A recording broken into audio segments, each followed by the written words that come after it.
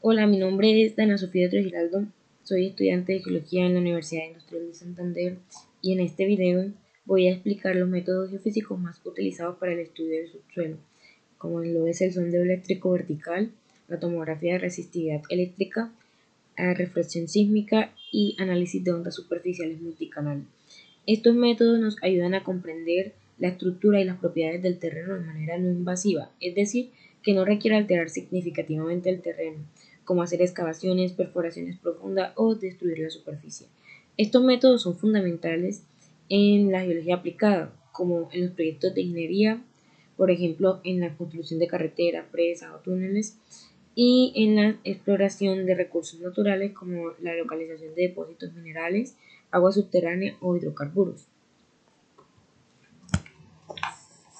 El objetivo general es integrar los métodos de superficie para ofrecer una explicación detallada del ordenamiento y los tipos de materiales presentes en la zona de estudio.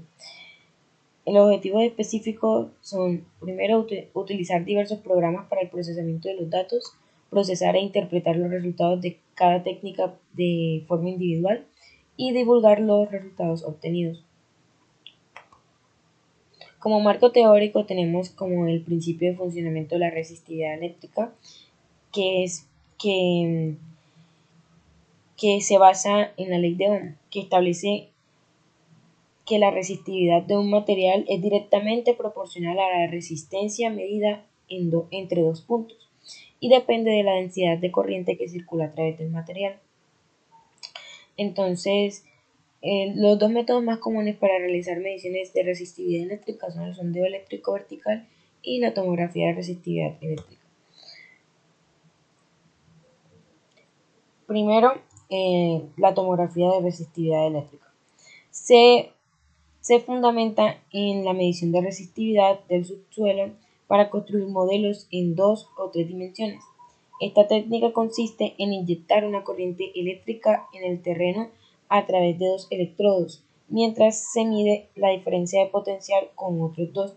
La disposición de los electrodos puede variar, utilizando configuraciones como Wiener, Schlumberger o dipolo-dipolo, como lo vemos en la imagen, dependiendo del objetivo de estudio y la resolución necesaria. El procesamiento de los datos obtenidos permite generar imágenes detalladas que muestran la distribución de resistividad, lo que ayuda a identificar estructuras geológicas, cambios litológicos o zonas de contaminación. Sin embargo, su eficacia depende de factores como la densidad de los electrodos, las interferencias externas y la correcta interpretación de los resultados. Y entre sus ventajas se destaca su capacidad para representar detalladamente heterogeneidades del terreno y obtener información tanto lateral como en profundidad. Por otro lado tenemos el sondeo eléctrico vertical, el SEP, que aunque también utiliza principios eléctricos, se enfoca en estudiar la variación de la resistividad con la profundidad. Este método es ideal para caracterizar las capas del subsuelo de forma estratificada, como en la exploración de agua subterránea. Bueno, este método es similar al de tomografía de resistividad eléctrica, y pues porque utiliza electrodos para inyectar corriente y medir diferencias de potencial. Pero aquí la distancia entre los electrodos se incrementa progresivamente para explorar mayores profundidades. Esto genera curvas de resistividad aparente que posteriormente se interpreta para estimar el espesor y la resistividad de las capas geológicas. El SEP es sencillo y económico, pero puede ser también afectado por estructuras artificiales como tuberías y cables eléctricos, lo que complica pues la interpretación en terrenos heterogéneos.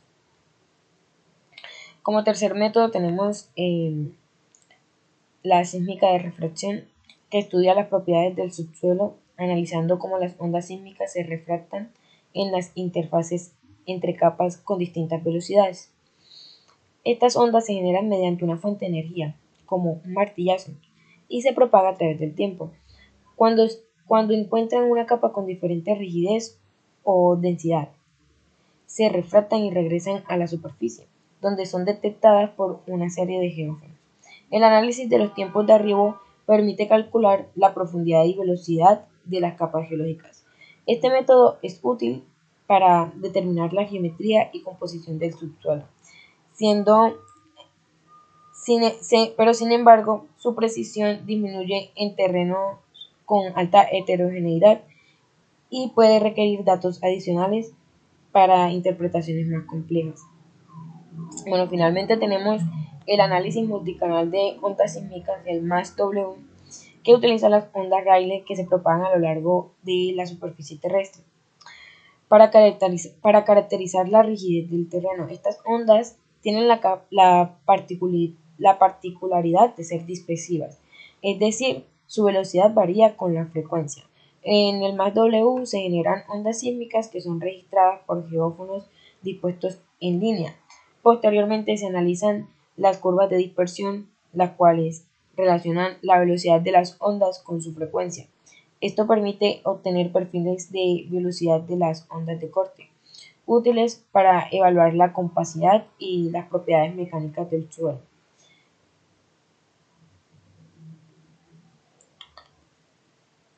Este método es rápido y pues no es invasivo y también es menos afectado por heterogeneidades en comparación con otros métodos sísmicos, pero su resolución disminuye a mayores profundidades y puede ser limitado en terrenos con variaciones laterales significativas.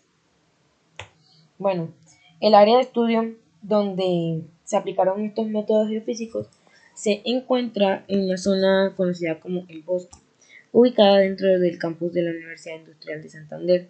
Estas son sus coordenadas geográficas.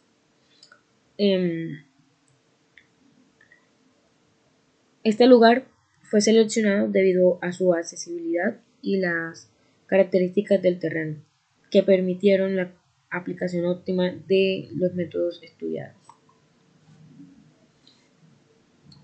Procesamiento y resultados. La tomografía de resistividad eléctrica. El procesamiento de los datos obtenidos por, el, por, por la tomografía de resistividad eléctrica se llevó a cabo utilizando el software de ResTuDB, que permite realizar una inversión de los datos de resistividad para obtener imágenes del suelo en 2 dimensiones. Este software generó 2 tipos de secciones. Esta sección, la azul, que es la sección de cargabilidad, y la otra sección, que es la sección de resistividad, que indica cómo los materiales del suelo se oponen al flujo de corriente eléctrica. Pues nos centraremos en esta sección de resistividad, cuyos resultados mostraron variaciones en los valores representadas mediante un gradiente de colores, y los valores obtenidos fueron comparados con una tabla estándar de resistividad para identificar los posibles materiales. Bueno, aquí tenemos que los tonos verdes se asocian a arenas y gravas saturadas con agua dulce, que la resistividad pues varía entre 250 y 720 ohm metros. Los tonos naranjas son relacionados con arenas y gravas más compactas, que están entre 1482 y 3200 ohm metros. Y tenemos que los tonos amarillos corresponden a arenas y gravas secas, y los tonos morados son arenas o gravas extremadamente compactas. Bueno, el modelo obtenido sugiere una composición relativamente uniforme del subsuelo, dominada por arenas y gravas. Sin embargo, se observa variabilidad en los valores de resistividad, lo cual puede estar relacionado con diferencias en la compactación, porosidad y la presencia de agua dulce. En el sondeo eléctrico vertical, en este procesamiento, se utilizó el programa de IP2Win, utilizando un arreglo de Wiener conocido por su alta sensibilidad a variaciones verticales de resistividad. El software generó una curva de resistividad aparente, la cual fue ajustada para obtener un modelo final con un error de 8.43%. Este modelo identificó 4 capas principales en el subsuelo. La capa 1 es la resistencia baja. Fue como una resistencia baja que se asocia a arcillas y limos. La capa 2 es una resistencia moderada correspondiente a arenas y gravas. La capa 3, que es una resistencia similar a la capa 2, indicando más arenas y gravas. Y la capa 4 es una resistencia baja, nuevamente como arcillas y limos. El modelo pues sugiere un subsuelo compuesto por depósitos aluviales que son típicos de zonas con rangos amplios de resistividad. Además, las resistividades relativamente bajas de algunas capas indican la posible presencia de agua dulce, lo que es consistente en las observaciones del método anterior. Bueno, en el procesamiento de datos del MathW se utilizó el software de SageMaker, en el cual se procesaron los datos de ondas Rayleigh y los resultados incluyen gráficos de frecuencia versus velocidad de fase, que permite observar cómo las ondas se comportan según su frecuencia, y pues el modelo final de profundidad versus la velocidad de onda S que representa la inversión definitiva. El modelo identificó 4 capas. Pues las velocidades de las ondas S aumentan con la profundidad, indicando que las capas superiores son las más blandas, mientras que las inferiores son las más rígidas. La capa superficial está compuesta por gravas y materiales sueltos, mientras que las capas profundas representan materiales más consolidados. El perfil del subsuelo, bueno, podemos decir que el perfil del subsuelo varía entre moderadamente rígido a rígido, siendo consistente con un terreno compuesto por gravas y otros depósitos no consolidados en la superficie. Eso fue como la interpretación. Este método fue el método de la sísmica de reflexión. También fue utilizado con SageMaker utilizando herramientas específicas como Pickwin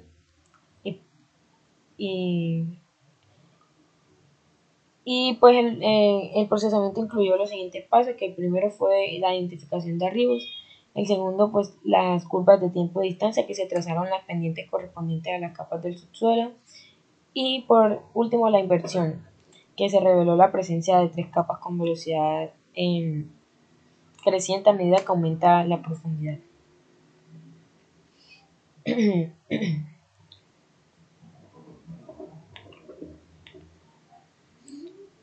Bueno,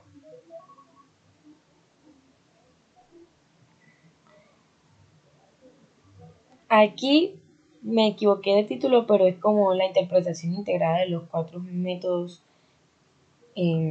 sísmicos, métodos geofísicos, que se realizó, pues, o sea que lo que ya dije de los anteriores métodos, pues se pueden observar que la tomografía, el perfil del suelo y las 4 capas interpretadas para cada método, pues es importante destacar que no todos los métodos poseen la misma resolución vertical, lo que influye en la interpretación.